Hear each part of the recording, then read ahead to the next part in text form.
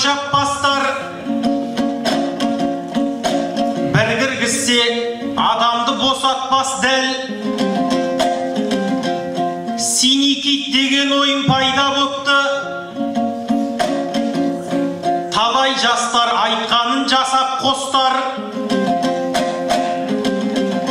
Басында алдап сулап кіргізіп ап, одан кейін адамнан өшаппастар.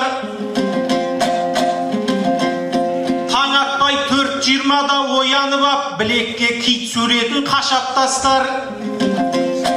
Құран құмар ойыннан сақтан деген, шын мұсылман нәпсісін босатпас дәл. Көк киттің айтқан емес, бір құдайдың айтқанын жүрейікші жасап достар.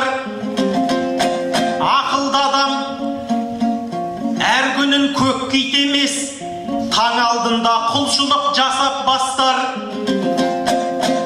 Әбдуғаппар аға сөзімен айтар болсам, 4:20-да тұрыңдар тахаджудке, синий кит ойнап жүрген ешақпастар.